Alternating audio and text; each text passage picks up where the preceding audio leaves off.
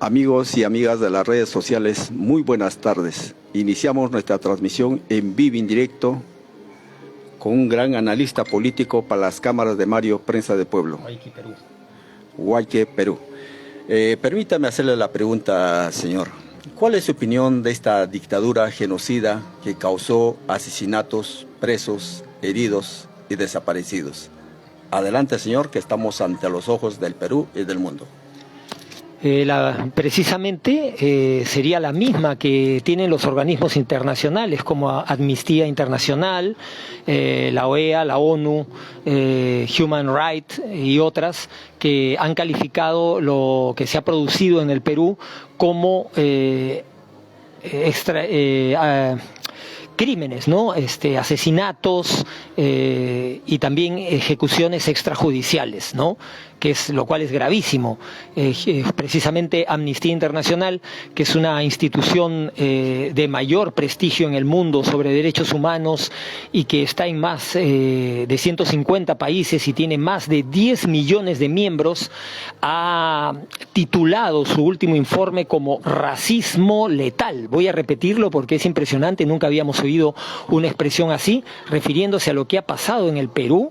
Han titulado su pronunciamiento como racismo letal, porque ha quedado fuera de dudas que ha habido un componente racista, un ataque directo racial que ha incluido pues asesinatos y ejecuciones extrajudiciales contra poblaciones indígenas, ¿no?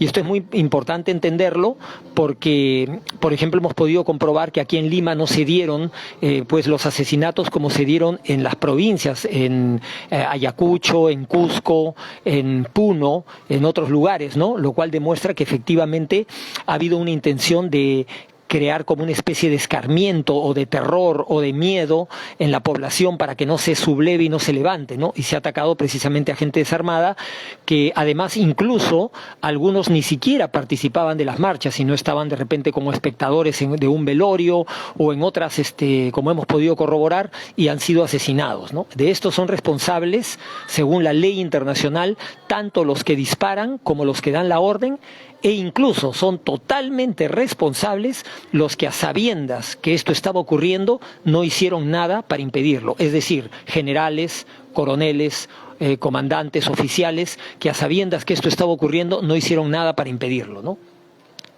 ¿Y cuál es su opinión sobre la Amnistía Internacional? ¿Qué puede decirnos para los oyentes de las cámaras de Mario Prensa del Pueblo? Sí, Amnistía Internacional se forma a raíz de la Declaración de los Derechos Humanos de 1948 y se institucionaliza en Inglaterra, en Londres, para defender como una institución civil y expandiéndose a otros países contra los crímenes que puedan cometer los estados, los grupos de poder, etcétera, contra las poblaciones, ¿no? Y esto ha logrado que lo que no conseguían los pueblos sí se alcance, como por ejemplo que dictadores vayan ante los tribunales, que genocidas respondan ante la ley y sean sancionados, que salgan y pierdan el poder grupos que estaban oprimiendo a los pueblos, que se persiga a los violadores de derechos humanos, etcétera, ¿no? Amnistía Internacional está aquí en el Perú y ha hecho un pronunciamiento y normalmente es la entidad referente en el mundo para temas así relacionados, porque por ejemplo, como hace tu buena pregunta, ¿no?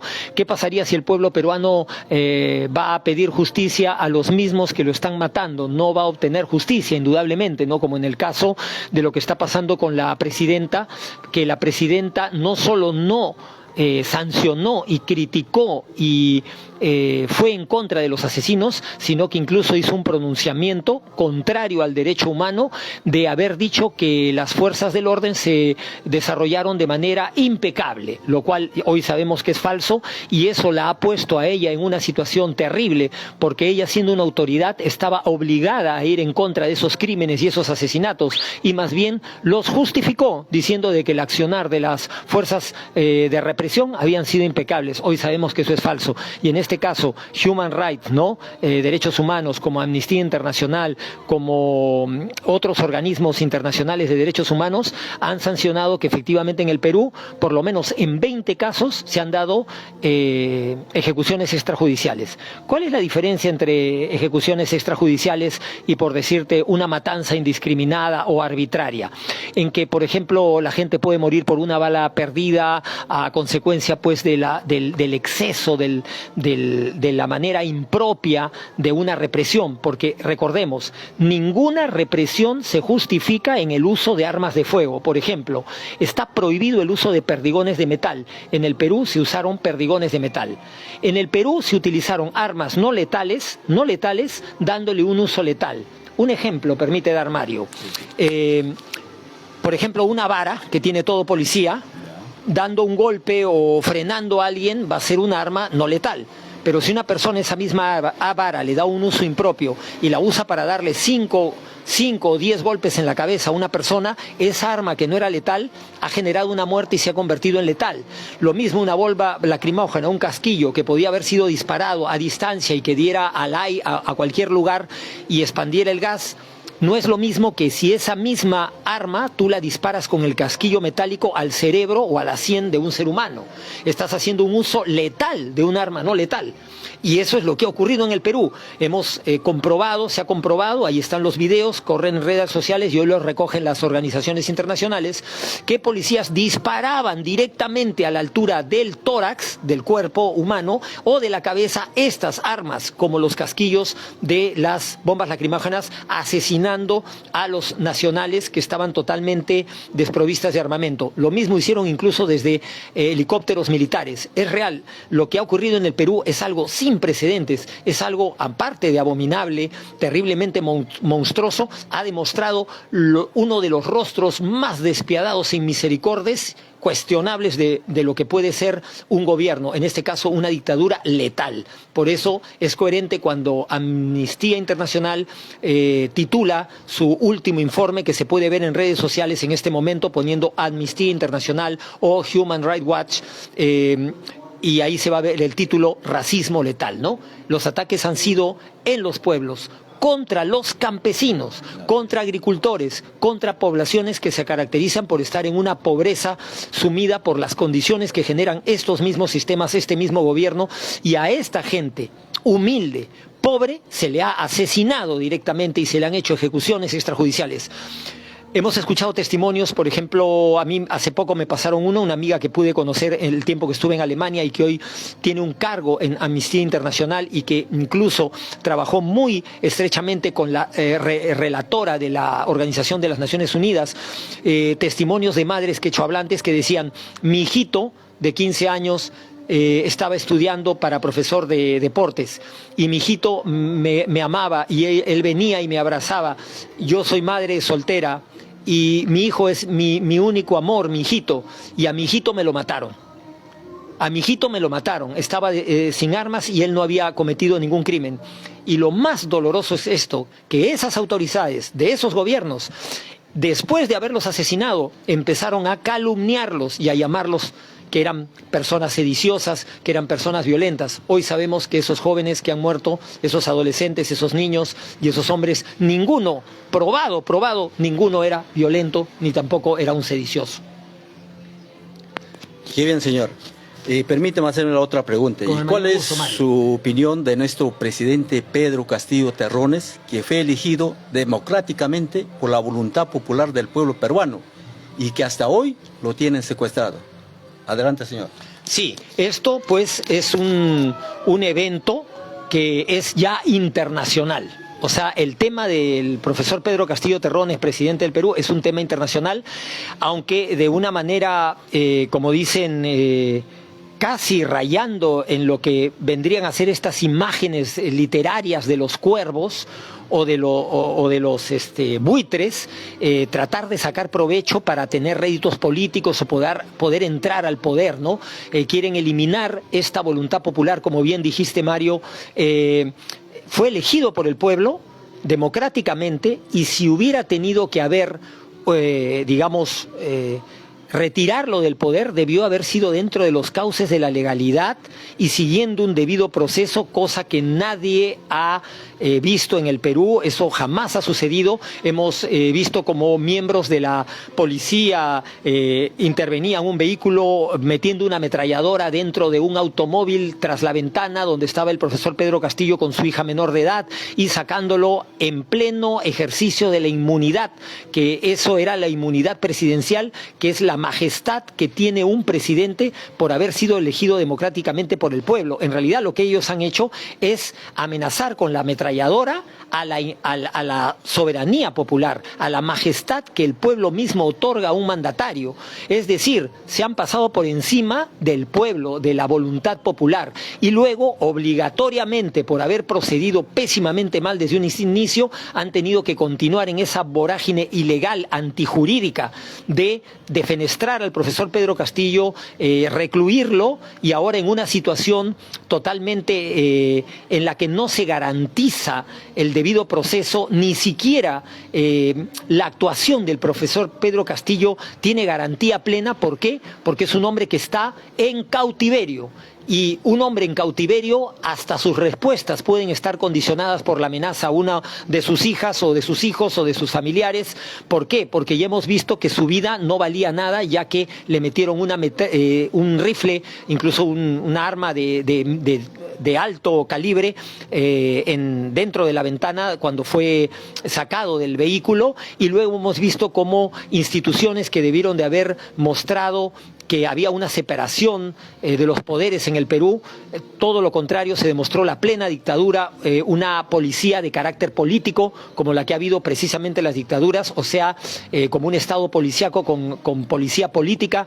Ni siquiera se siguió el orden que correspondía jurídicamente, sino que de frente la Fiscalía tomó acciones cuando ni siquiera había pasado un juez. O sea, no se ha respetado lo que significa que un mandatario tenga que tener una intervención, ¿no? Cuando él gozaba, como he dicho, plena inmunidad. No se ha seguido el debido proceso, por eso en el mundo él está reconocido como el presidente de la República del Perú.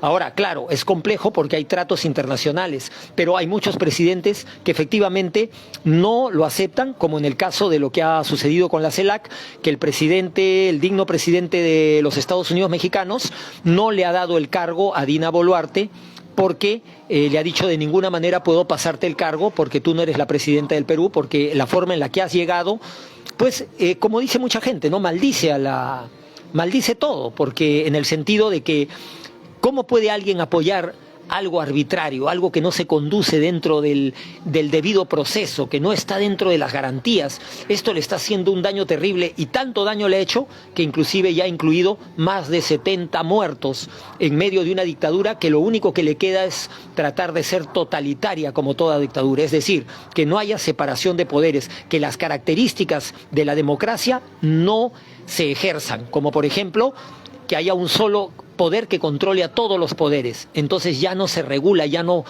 surge la verdad, ya no hay democracia. Ya lo que hay es que uno ordena y todos obedecen. Eso definitivamente no es democracia. La libertad de expresión es una característica plena de las democracias, y en el Perú hemos visto hace pocos días que querían hasta criminalizar la libertad de expresión, la debida protesta. ¿Cómo se sale de una dictadura? ¿Cómo a través de la historia se ha logrado que se reivindiquen los pueblos si no ha sido precisamente por la protesta? Justamente la protesta es el efecto de una arbitrariedad, es la respuesta ante una arbitrariedad, ante un abuso, ante un ataque malvado y despiadado contra una población. ¿Qué queda? La protesta. Justamente le quieren quitar eso al pueblo, la protesta, es decir, totalitarismo del peor, ¿no? Con características racistas, xenófobas. Bien, señor. ¿Y cuál es su opinión de nuestros hermanos de la región Puno, que dieron el ejemplo histórico de lucha aquí en la capital de Lima, Perú? Están hoy considerados en este tiempo moderno, en este siglo XXI, como los más valientes del mundo. Sin ninguna exageración, porque el mundo ha visto videos donde mujeres corrían desarmadas hacia esas fuerzas en un grito pleno de libertad a decir: nosotros no nos someteremos. Han corrido, han caminado por las calles cargando a sus hijos, diciendo: esta es nuestra tierra, es nuestro lugar por el que podemos caminar dignamente, llevando en nuestras polleras y en nuestras telas a nuestros hijos. por nuestra tierra o hay peligro, o hay algún peligro, hay alguna amenaza real. ¿Existe una amenaza real de cargar y caminar con nuestros hijos por esta ciudad de Lima o por cualquier otra ciudad de Perú? Pues han demostrado que sí lo hay, porque hay una dictadura. Pero hoy son considerados los más valientes del mundo, porque se han enfrentado a grupos totalmente armados, a fuerzas represivas armadas que les han disparado incluso directamente, sin considerar siquiera que llevaban a bebés en brazos, ¿no? ¿Quién más que tú, que has estado y que eres un luchador social conocido y que todos pueden corroborar tu presencia en el ejercicio de la libertad de expresión y de las reivindicaciones sociales? Yo rindo un tributo a todas estas mujeres valientes que hoy son vistas en el mundo como un ejemplo de lo que se debe de hacer, no rendirse y luchar por su libertad, por su tierra, por su pueblo, por sus recursos, por su futuro, por el futuro de sus hijos. Valientes. No debió de haber sido tocado ninguno de ellos, debieron de haber podido protestar, pero lamentablemente lo sucedido es lo sucedido cuando hay gente malvada, perversa, que tienen perfiles evidentemente de sociópatas y psicópatas, sin exageración, porque no han valorado la vida humana y han visto como cosas por las cuales pasar encima a nuestros hermanos, a nuestros pobladores auténticos, oriundos. Es decir, algo ignominioso, abominable, perverso, como si se hubiera repetido nuevamente la invasión de 500 años atrás, de hordas que venían a asesinar, a reprimir. Hoy todos estos pobladores del Perú son vistos como héroes, como verdaderos y auténticos valientes que no se han rendido y no se van a rendir por lo pronto. Y ahora pues esperar y continuar todos juntos en este debido y propio, auténtico y genuino impulso colectivo, nacional, de salvar a la nación, de salvar a la patria y sobre todo que la población en general sea solidaria con estos hermanos que han luchado por la libertad de todos los peruanos, ¿no? Qué bien, señor. ¿Y cuál es su opinión de la prensa hablada, escrita, televisada, que no toma en cuenta esa lucha histórica del pueblo peruano? Adelante, señor. Sí, como dice un gran pensador, un abogado y sociólogo peruano, Edmer Retuerto Arrieta, ellos también deberían de ser incluidos en estos informes, porque ellos, así como la misma presidenta y otras autoridades, desinformaron al pueblo e incluso ensalzaron y hasta, por decir, halagaron a las fuerzas represivas que hoy son consideradas por las organizaciones más prestigiosas y incluso organismos internacionales como auténticos asesinos, mientras que ellos los halagaban. El mundo civilizado les decía: asesinos, paren de asesinar. Refiere que esas entidades no comerciales, mercantilistas, que venden su línea editorial, como hemos podido notar, pues son cómplices, porque contribuyeron a desinformar, a no contribuir a parar la matanza, sino pues prácticamente la han azuzado, la han impulsado, llamando de manera calumniosa, malvada, abusiva y perversa, en pleno duelo nacional y luto, llamaban como sediciosos o como delincuentes a los dignos peruanos y peruanas que protestaban legítimamente. O sea, ellos también indudablemente deben de ser incluidos, ¿no? Qué bien, señor. Frente a la prensa hablada, escrita, televisada, que no toma en cuenta esta lucha histórica del pueblo peruano, por esas razones surgió Mario Prensa del Pueblo para servir al pueblo. Imágenes en vivo y directo desde el Perú para el mundo. Nosotros hemos cubrido esas noticias importantísimas, lo que la prensa hablada y escrita no tomó en cuenta. ¿Cuál es su opinión al respecto, señor? Que como dice AMLO, ¿no?, el presidente de México, benditas redes sociales porque son una bendición para el pueblo, y efectivamente tú, Mario, y junto con otros como Chasqui TV y tantos otros que han estado adelante, ¿no?, luchando y mostrando al mundo lo que ocurría, sacrificando incluso sus propias vidas en situaciones extremadamente difíciles, han podido mostrar al mundo, y precisamente esas son las imágenes que hoy han permitido también que hayan todos estos pronunciamientos. Ahí también están pues las organizaciones que van de la mano, como el IDL y otros comunicadores de repente de carrera, de escuela, pero también, como bien dice la Comisión Interamericana de Derechos Humanos, ningún comunicador necesita de una credencial o de un título universitario para comunicar y mostrar al mundo la realidad y las verdades, ¿no? El solo hecho de ser humano ya te faculta para que tú puedas mostrar al mundo lo que ocurre, así que ustedes son los más dignos comunicadores y lo que están haciendo ustedes es heroico en el momento que se necesita de una manera sumamente competente, y mi felicitación desde aquí como director también de un medio como Guayqui Perú, Guayqui TV, y con tantos otros colaboradores que tenemos, incluso a los que se están acercando a nosotros peruanos en el extranjero. Todo esto es tan importante y definitivamente esto es lo que hace el cambio, porque justamente lo que estamos haciendo día a día es participar en la construcción de un lugar donde todos los habitantes puedan estar mejor en este país que es pues cuna de la primera civilización del continente americano, la cuna de la primera civilización, el primer foco civilizatorio de todo el continente americano y contemporáneo a otros primeros focos civilizatorios del mundo. Se dio aquí en Caral, en Perú, en esta zona donde hoy es el Perú, en Caral, la primera civilización.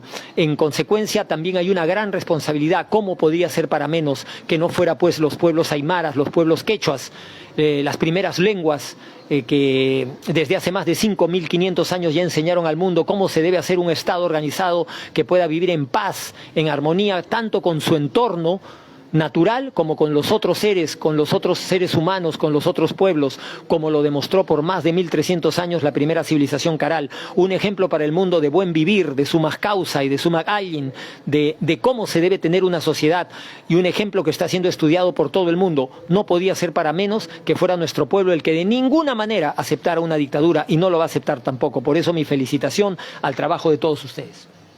Muchísimas gracias, señor, por la entrevista. Pues mi felicitación más sincera, y a tus seguidores, porque justamente tu página crece con todos esos valientes guerreros y guerreras que apoyan tu página. Al apoyar tu página son parte del movimiento y lo hacen crecer al compartir, etcétera. Así que maravilloso, un saludo grande para ellos, y también que se acerquen a través de tu página, que también se informen en Guayqui Perú, que lo pueden encontrar en YouTube, en Facebook y también en TikTok poniendo Guayqui Perú o Guayqui TV, siempre con la letra Q, nunca uso la letra K, ahí siempre es con Q. Así que también los esperamos ahí, Mario, y un gusto también encontrarme siempre contigo. Gracias. Muchísimas gracias, señor. Muy buenas noches, amigos, amigas de las redes sociales. Estamos transmitiendo en vivo y directo con un analista político para las cámaras de Mario, Prensa de Pueblo. Un comercial y retornamos en breves momentos con las cámaras de Mario, La Voz del Pueblo.